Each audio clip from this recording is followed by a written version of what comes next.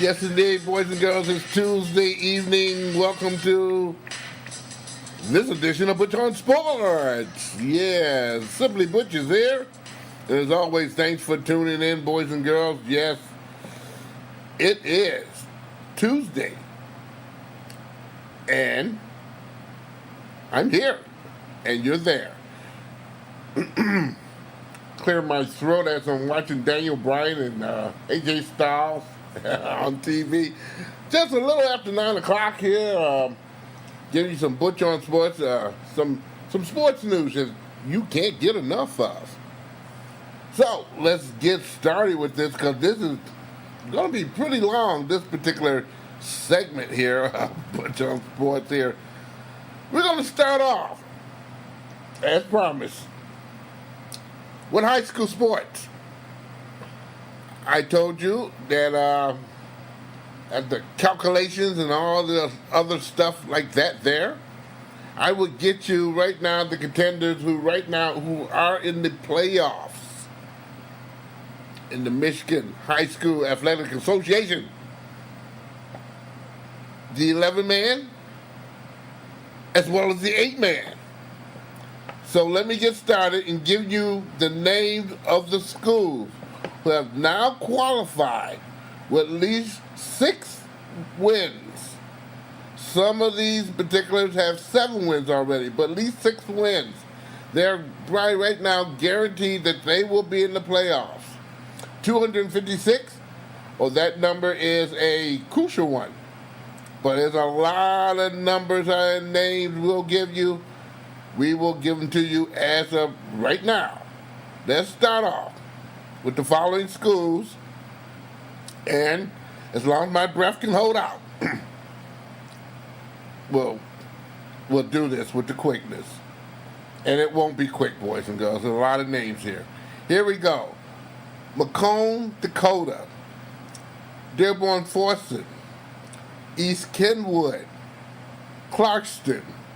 Clinton Township, Chippewa Valley, Detroit Cass Tech, Brighton, Monroe, Saline, Lapeer, Davison, Belleville, Brownstown, Woodhaven, Grosse Pointe South, Warren de La Salle, Traverse City Central, Birmingham Seaholm, Oak Park, Port Huron Northern, St. Clair Shores, St. Lake Shores, Swan Lake, Jackson, South Lyons, Muskegon Mona Shores, Detroit Martin Luther King, Warren Woods Tower, Gibraltar Carlson, East Lansing, Farmington, Gibraltar Carlson. Did I repeat that again? Those are some repeats there, so we're going to keep going further. Here we go. Yes, indeed. Muskegon, DeWitt, Zeeland West, Cedar Springs, Zeeland East, Riverview, River Rouge, Haslett, Ortonville, Brandon, Palmer West, North Branch, Three Rivers, Grand Rapids Catholic Central, Alma, Williamston, Grosse Ile, Dearborn Heights Robichaud, Hudsonville Unity Christian, Saginaw Swan Valley, Muskegon Oak Ridge, Macomb Lutheran North, Portland, Frankenmuth, Olivet, Detroit Osborne, Catholics or Lansing Catholic, excuse me on that one, Hopkins, Reed City, Almond, Berrien Springs, Manistee, Kalamazoo Hackett, Clare. We got some more. Are you ready? I'm catching my breath. Montague, Kingsley, Hillsdale, Michigan Central, Brooklyn, Columbia, Central, Constantine, Fenville, Constantine. Those are repeats. Ithaca, Ecorse, Hemlock, Grass Lake, Jackson Loomis Christian, Traverse City, St. Francis, Flint Hamady, Schoolcraft, Kent City, Lake City, Oscoda, Ross Common, Madison Heights, Madison, Pewaukee, Westphalen, Clinton, Detroit Community, Madison Heights, Bishop Foley, New Lothrop, Springport, Sandusky, Cass City, Ecton, Pigeon Bay, Port Laker, Harbor Springs, Mattoons, Centerville, Algatuck, Caspolis, Ottawa Lake, Whitefort, Carson City, Crystal, Reading, Ipanema, or Ipanema, Breckenridge, Harbor Beach, Rogers City, Sterling Heights Parkway Christian, Detroit Public Schools Safety Academy, Saginaw, Michigan Lutheran Seminary, Pittsford, Adrian Lenowich Christian. Those are the teams right now, 11 man. Now, the Michigan High School Athletic Association football playoffs begin on October 26th. Schools with 5-4 records, 4-3 records, or 4-4 records may qualify if the number of potential qualifiers by win does not reach the 256 mark. That means those particular records could possibly also get in, not winning 6 games. Schools with 6 or more wins playing 9-game schedule, or 5 or more wins playing an 8-game schedule, or fewer may be subtracted from the field based on playoff average if the number of potentially qualifiers exceed 256 mark. So that's why we kind of waited on off here on the particulars, because the ones I mentioned right now will most likely be in the playoffs. About a 99.9% chance they will be in. The rest of the ones who are still qualifying have those 5-4 marks or 4-4 marks in particular to try to get in. Now, once the 256 qualifying schools determined, they will be divided in enrollment groups of 8 equal divisions of 32 teams. Then draw into the regionals of 8 teams each for the district of 4 teams each. Those are the rules of the game, boys and girls. Now, those schools with 8-player teams will rank by playoff average at season's end, and the top 32 programs will then be divided in 2 divisions of 16. Each based on enrollment, the playoffs in that division will also begin on October 26th. These are the qualifiers so far right now with 6 or 7 wins. Cologne, Pickford, Morace, Wyoming Tri-Unity Christian, Powers North Central, Augree Sims, Oklahoma, Sutton Bay, Belleville, and this is a difficult one, but I'm going to try to pronounce it, Igandi, Hillman, Posen, and Kingston. Those 14 teams right now 9 times out of 10 has already qualified and will be in that field of 32 for the 18 playoff battle. Now you got every team right now who has now qualified to be in the playoffs. I got it out of my breath. It was a lot of names, but I told you I would do it. Now, the following week, which will be next Tuesday, 9 times out of 10, we will have almost everybody else who will make that particular field because we got about 2 more weeks remaining of the football season before everything closed down. Those teams with maybe a season of 8 games and also the season of those teams who play 9 games. So things can switch around as far as seedings is concerned, but the teams I have just gave you with 99% will be in the playoffs.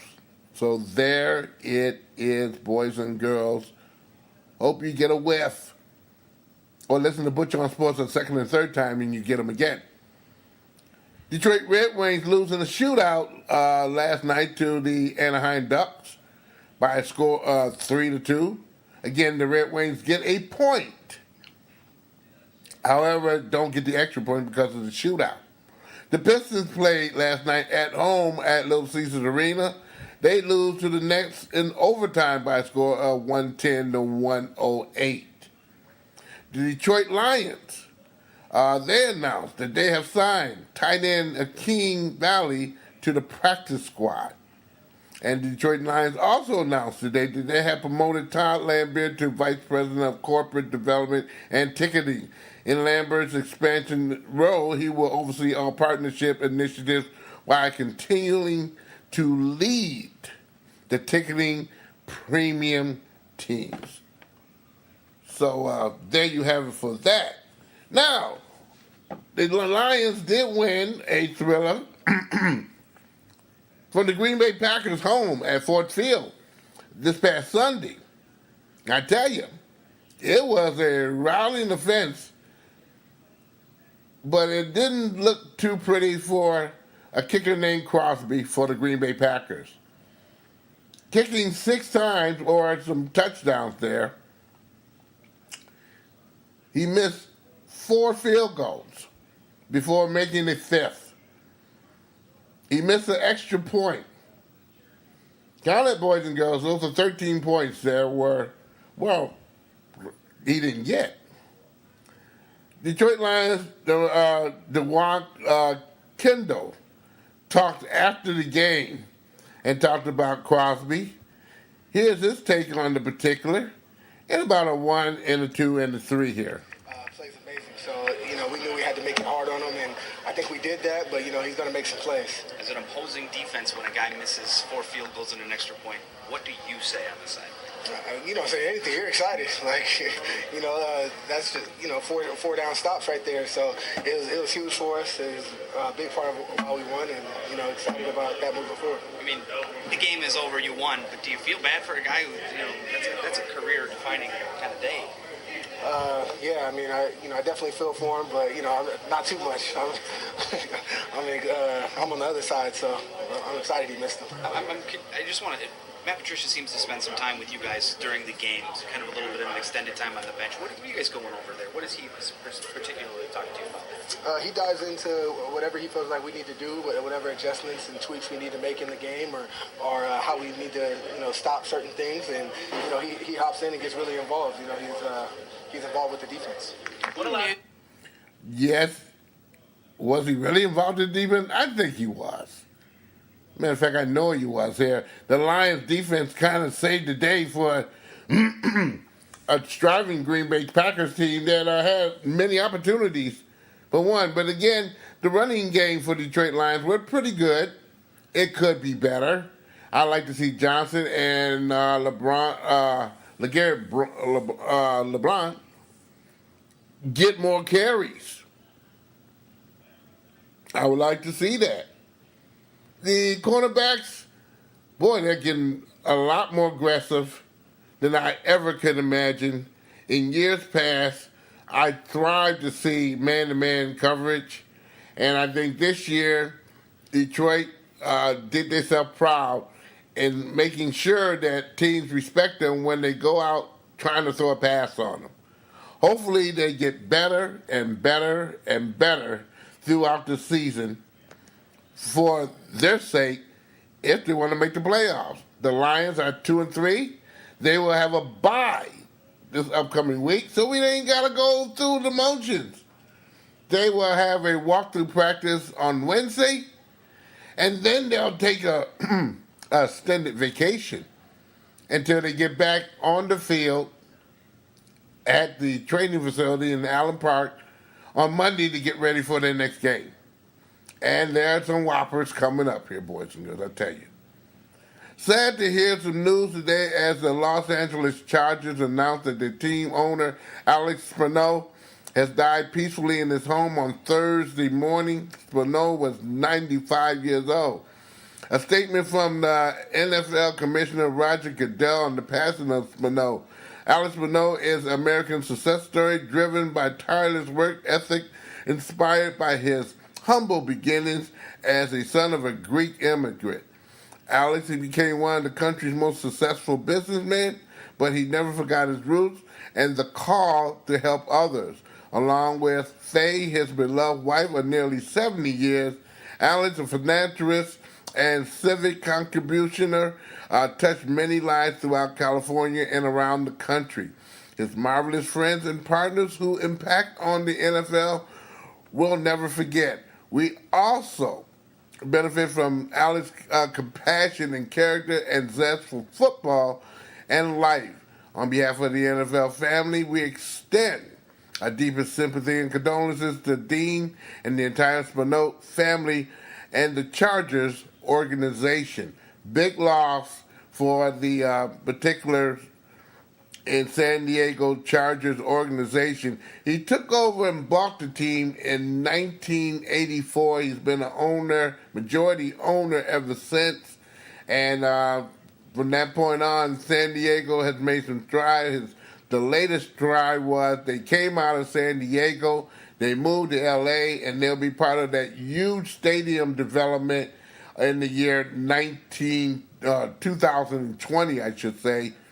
That stadium will be ready and waiting for two teams, the Los Angeles Rams and now the Los Angeles Chargers. A loss that, again, will be, this man, Spinano, will be sorely missed throughout the NFL. Other news, and this this third, we kind of expected this, but I give the news to you anyway. The Detroit Tigers have a new television broadcast team next season that has been announced today. After late season fallout that escalated in a physical altercation on September the 4th, longtime Fox Sports broadcaster Rod Allen and Mario Impemba will not be returning next season, according to multiple persons with the knowledge of the particular situation. The end of the lengthy run is not surprising. Both Allen and Impemba did not appear on the air for the remainder of the season after that incident. Impemba, 55 years old, served as the Tigers' play-by-play announcer since 2002. Allen, 58 years old, is a chief color commentator since 2003 after coming and doing color commentator for the Arizona Diamondbacks in 2001, also receiving a World Series ring with them. Neither has spoken publicly about the incident, which served as a sour ending with 17 years together in the broadcast booth. That is what's very sad note indeed for many of us who knew and known of this particular individual's, Rod Allen, which I'll give him probably a call maybe within maybe a couple of weeks here to see how he's doing. Mario Impemba, I don't have any backing on that particular, but I tell you that that relationship is officially ended. Matt Shepard, and let's give Kirk Gibson an attaboy here, as they called the majority of the rest of the games for the season, and did pretty doggone well indeed. And Matt Shepard, don't be surprised if he don't get the nod. If he doesn't get the nod, it's pretty sad. It's probably up to Matt Shepard and Fox if they pick him up and give him that permanent title, the play-by-play broadcaster for the Tigers in the 2019 season there. Kirk Gibson, I'm quite sure he'll be back in some capacity, and most likely he's in good standing with the Detroit Tigers. And we'll do his doggone is to, upgrade the programming on baseball there. Again, sad ending indeed for both of those particulars. I don't know what to say. I really don't know what to say about it. But I will say this. I'll say that Butch on Sports is ended for this particular. We will again be on Friday and Saturday. We're going to take some time off because the Red Wings are playing on Thursday and I will be there. We'll also send the Pistons on Wednesday.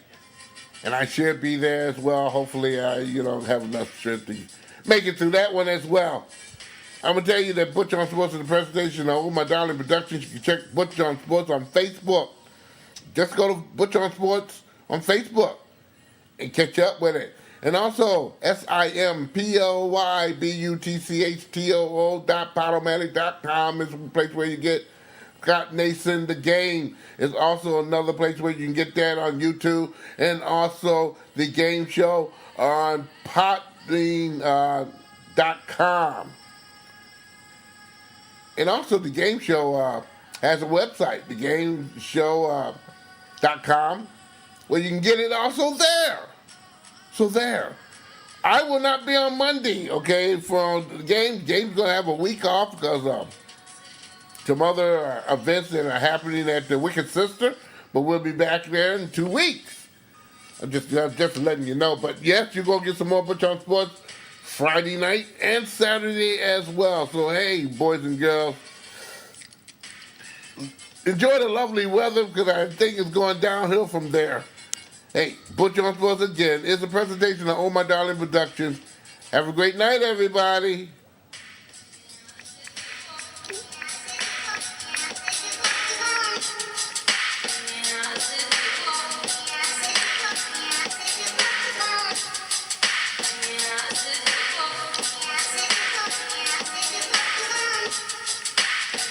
Yeah.